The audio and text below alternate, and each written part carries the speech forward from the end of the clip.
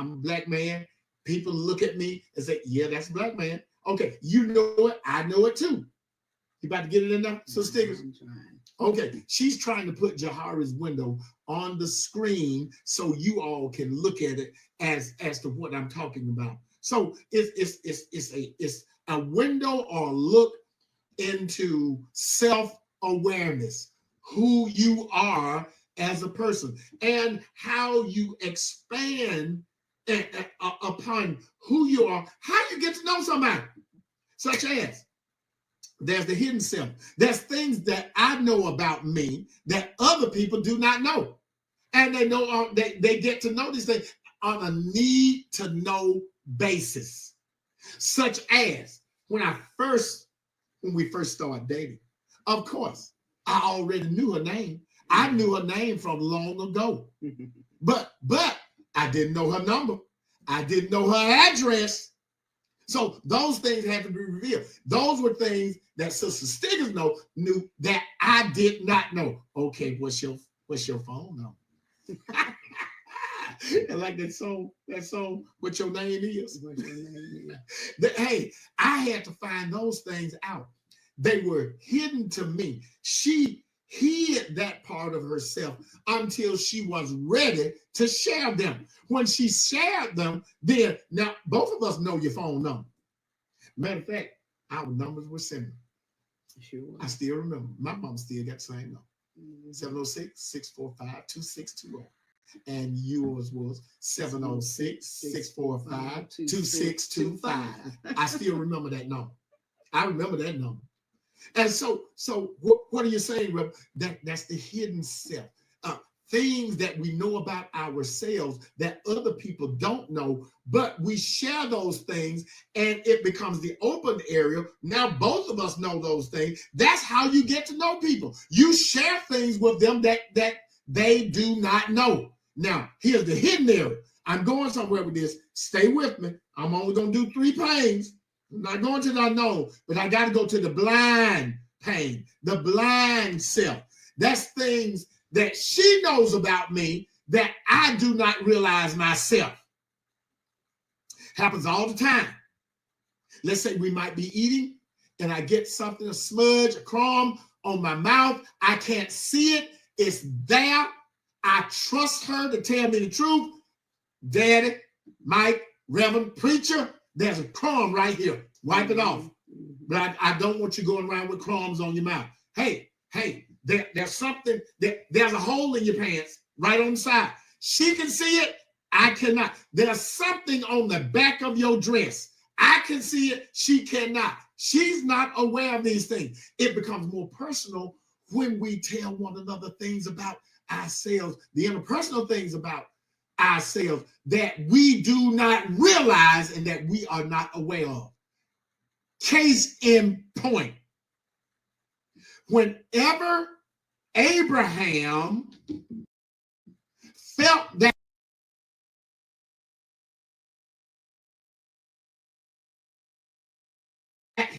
I got to show y'all this.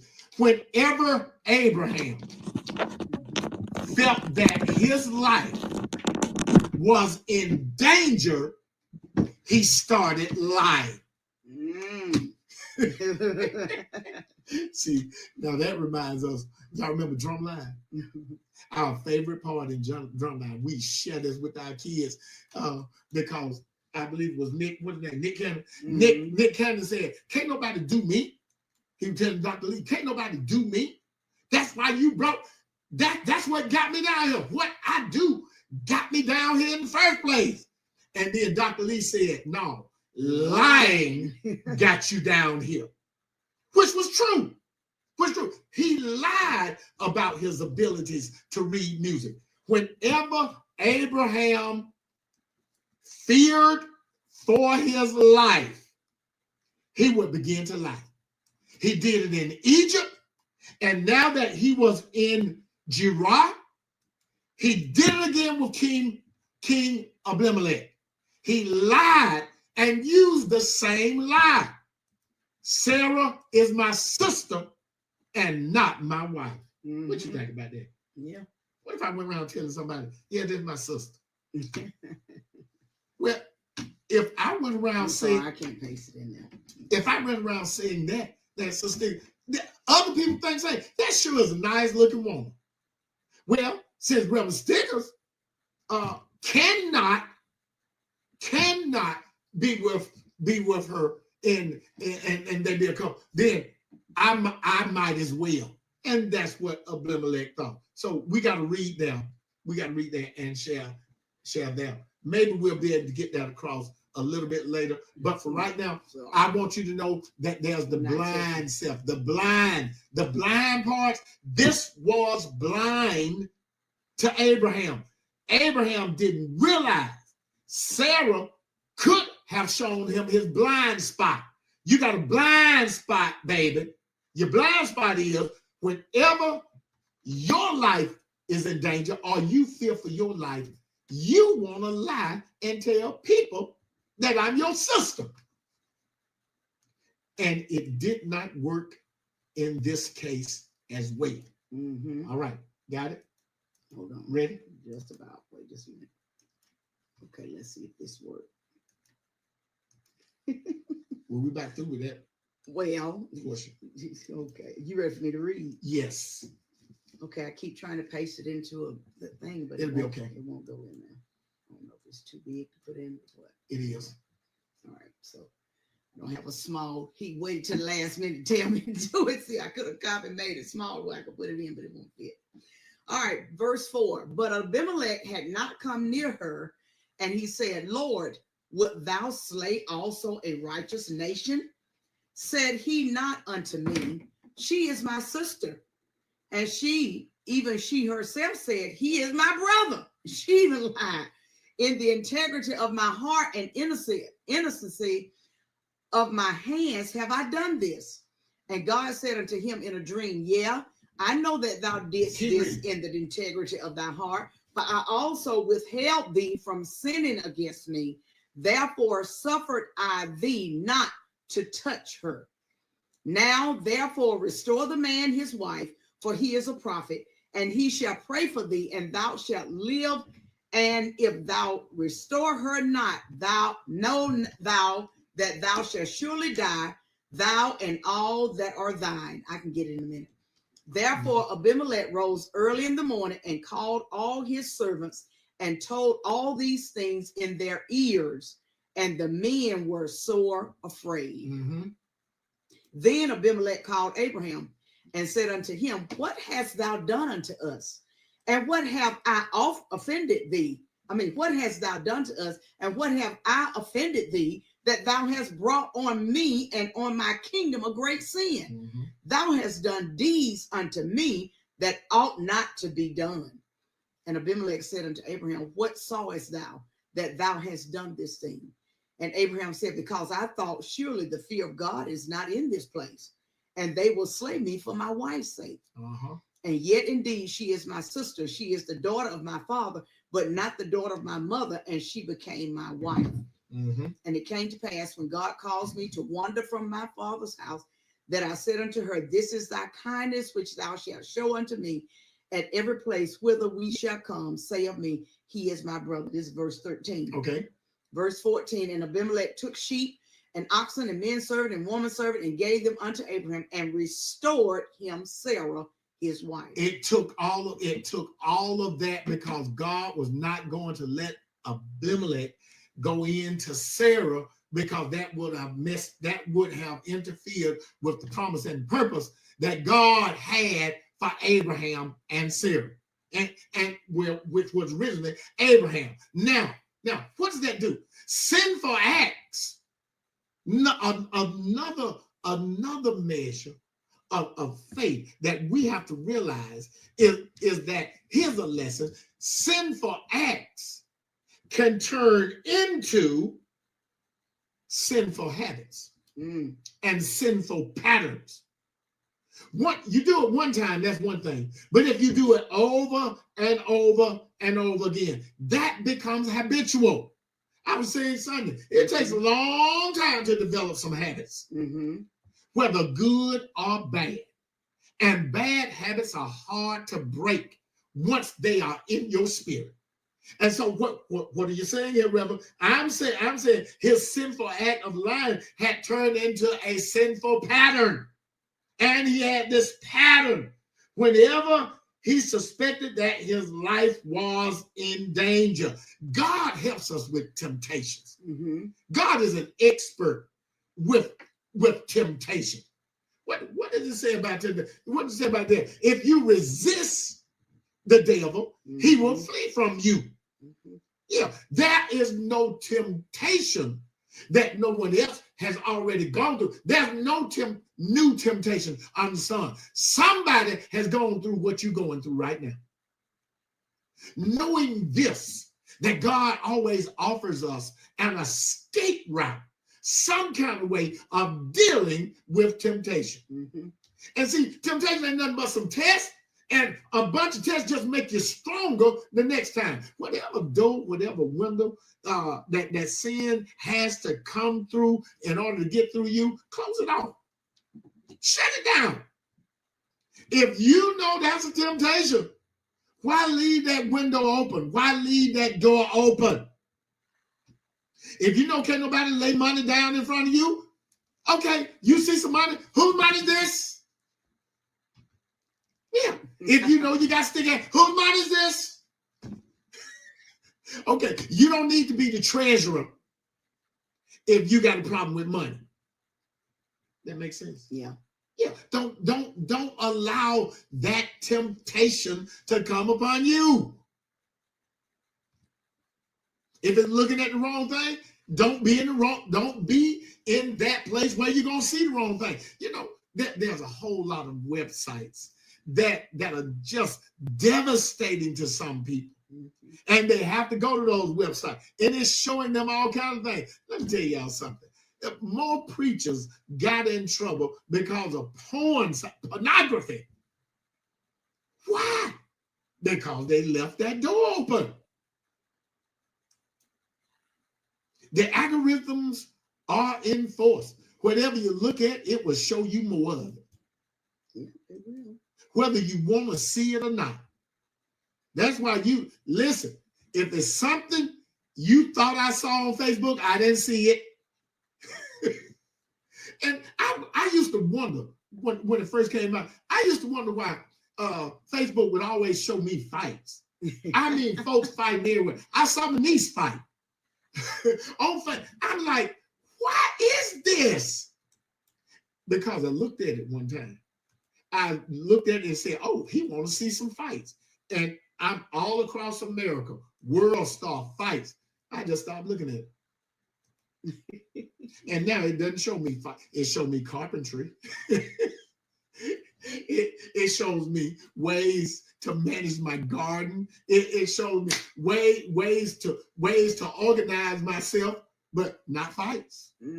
That's somebody who look at fights. So now, when we look at this particular text, there is another lesson in the text. Abimelech had unknowingly taken a married woman to be his wife and was about to commit adultery. But God somehow prevented him from touching Sarah. And so he had to give her back to her husband. Now, this brings up another point.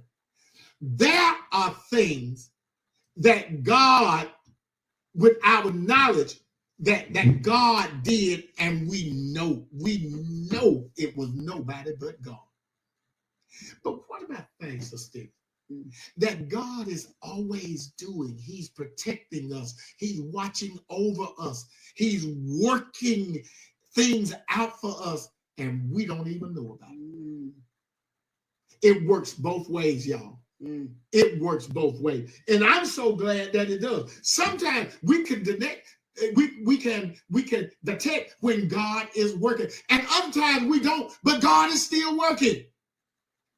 All things work together for the good of them that love God and are called according to his purpose. So just know from this story that there are often times when we don't know that God is working on our behalf. Abimelech didn't know until God told him, I'm working this out. Sarah Abraham didn't know, but God intervenes and works things out. So Abraham didn't know until here come King Abimelech, and he said, look, here's some sheep, here's some oxen. Take your wife. How did you know? How did you know she was my wife? Because even I told my wife to lie and say that she was my sister. We both agreed. How did you know? I didn't tell. Sarah, I didn't tell either. And then Abimelech said, God told me. So you have to know, you just have to know that God is working on your behalf, whether you know it or not. That's the kind of God he is. Because Abraham mistakenly assumed that Abimelech was a wicked man too. Here's another lesson. He made a quick decision to state a half truth. Abraham thought it would be more effective to deceive Abimelech than to trust God. And to trust God. Lord. What you gonna do? Think about it. A lot of people do that. Sometimes we walk around in half truths. Half truths. That's it. Yeah, we didn't tell all of it because we didn't want someone to know. We're trying to keep some, but God, we're saying that I'll be deceptive to so and so. I will be deceptive in this situation. I'll tell a half truth instead of trusting God. God can be trusted. He works out situations that we see as potential problems. It's not a problem for God. God is an expert in working out our problems, seeing us through, making a way for us. We may not completely understand what God is doing, how he's going to do it, but that's where faith and trust comes into play. We have to be faithful over small things. Just trust God. Just trust. Let me tell y'all something. I didn't know how that thing was going to work out. And then the enemy will start speaking to you too. Amen. When I got sick with the colon cancer, when I got sick, let me tell y'all something. The devil, that's when the devil started talking. You don't know how this is going to work out. This stuff could jump back on you. Even if you get well, you can still get sick. I started thinking, I said, you know what? I have already lived longer than a whole lot of folks. Many of my classmates are dead and gone. God has been good to me. I just want to thank him for that. Instead of worry about, well, what's going to happen next? How many more years I'm going to live? You know, God promised this much and that much, and mom them live to 90, and oh, Lord, I'm not going to get there. Stop worrying about that stuff. God knows how to see you through. God knows what you have to do before you leave this earth, and God will make a way. So God knows how to intervene when we least expect it. These are some good messages. There's all types of good. You got any? You see anything in there with Sarah and with Abraham? Just trust God. Trust God in everything.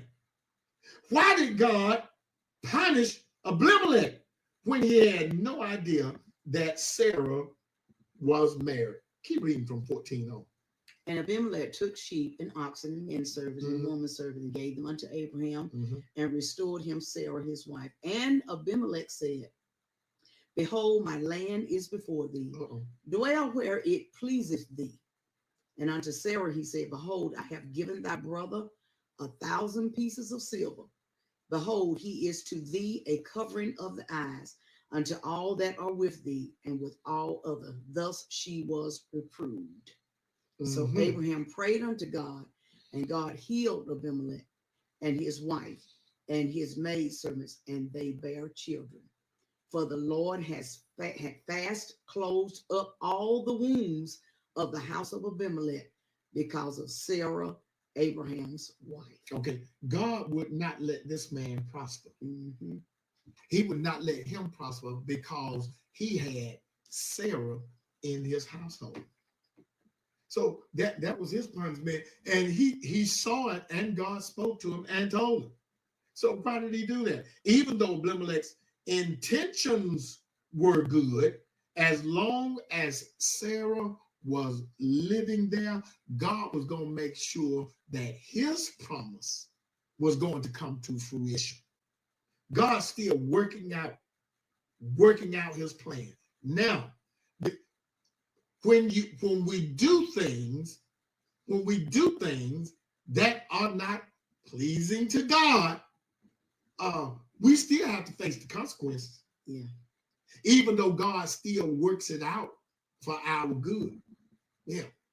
So such as if you eat too much, you still gonna have upset stomach, but God still saved you from death that it won't poison. So many things could have happened, but God prevented them. And then the punishment of closing up all the wombs in Abimelech's house, it lasted only as long as Abimelech kept Sarah there. Soon as he gave her back, then his house began to flourish again. Punishment clearly showed that Abraham was in league with a powerful God. Just as Abraham fought and got locked back safe when the enemy had invaded, just as Abraham had intercessory prayer for Sodom and Gomorrah, that if God could find 10 people that were righteous, he would not destroy the city. God has blessed Abraham. And everyone that comes in contact with Abraham know that he and God are friends.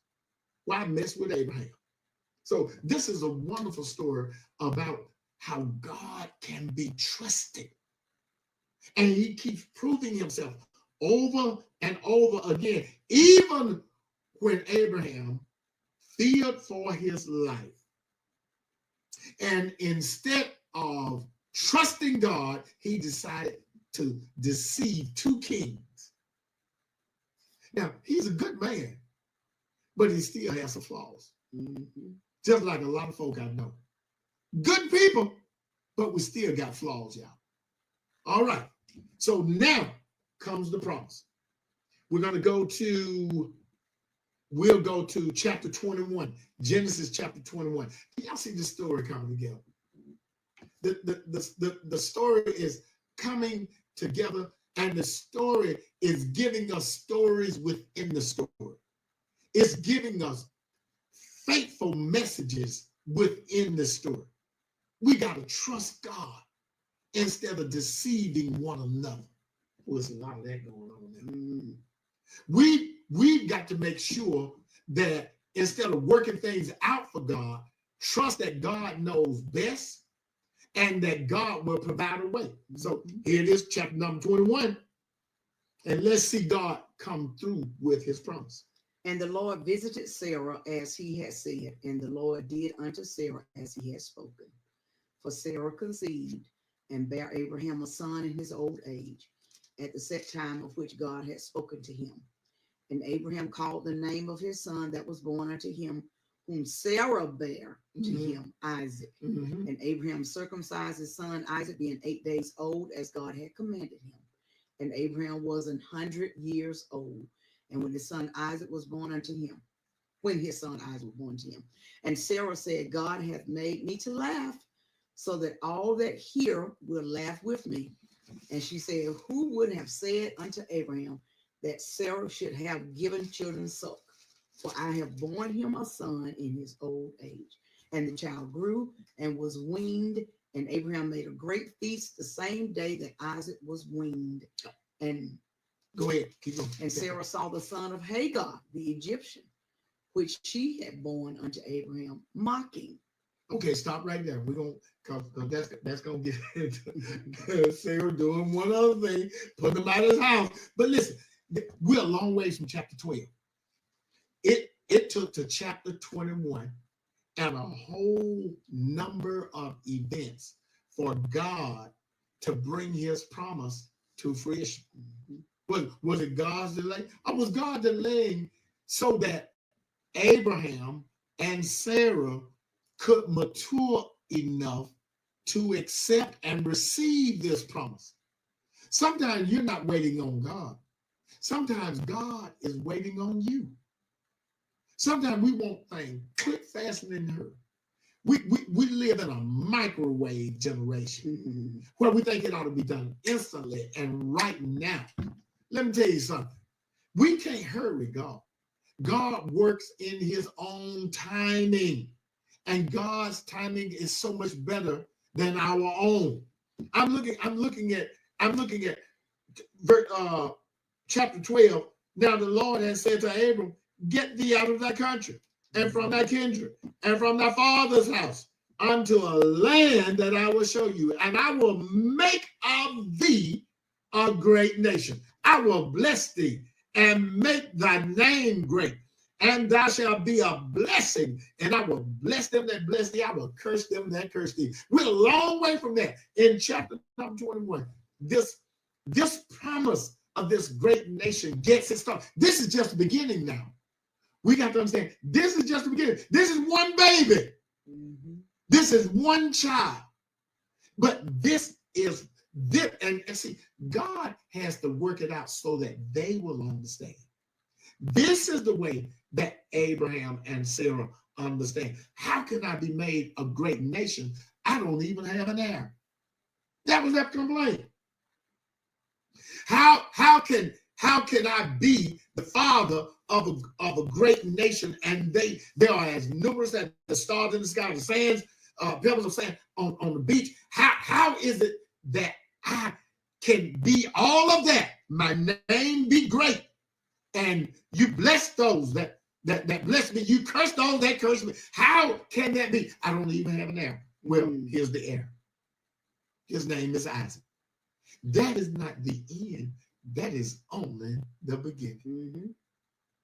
And so it is with us, brothers and sisters, that when we receive a blessing from God, it's always the beginning of something great, not the end. Never the end. I remember when people asked my dad, and I said this so many times. They said, Reverend O.C. Stiggers, your boys know more than you in carpentry. They're better than you. He said, they're supposed to be. He said, I taught them to be. Dad didn't let that bother him. He wanted so much more, but he saw through. I'll just accept what I have right now. I'm the only preacher so far. Well, I got a sister that can preach. Two of them. Yeah. And so, listen, don't be afraid or even challenged of thinking that God isn't doing anything. God may not work his promise out in your life like you want it worked out. They thought that they should be, I guess, in their 30s and 20s and 40s and run around, and little Isaac growing up right there in their midst like other parents having kids when they're young. God said, no, I'm going to do something that the people around you have never seen. I'm going to wait until you get old. And so they were old, and they're old. They come here, Isaac, come here. And run at no toddler, and you are 90 and 100 years old. How awkward is that? We used to make sure that when we took our kids over to Mama Stiggers and Daddy Stiggers, that they were of age that they could do some things for themselves. And then we didn't leave them down there long because we didn't want our older parents having to do our job, keeping up with these young toddlers and kids. That's what young folk ought to do. But God turned that thing around, and we see Abraham and Sarah. She's 90, he's 100, and they have a baby. This is not the end. It's only the beginning of a great journey in God. And you're going to see it worked out. You're going to see it lived out. And we are going to glean lesson after lesson from what God can do with the people that might just have a little bit of faith and some trust in God. So continue reading in Genesis chapter 21 and chapter 22. We will see you all next week as we continue this journey in Genesis. It's going to get better. I guarantee you. Got a song hook? Amen. Again, may God bless and keep you is always our prayer.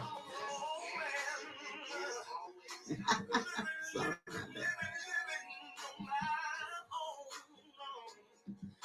I'm so glad today I can truly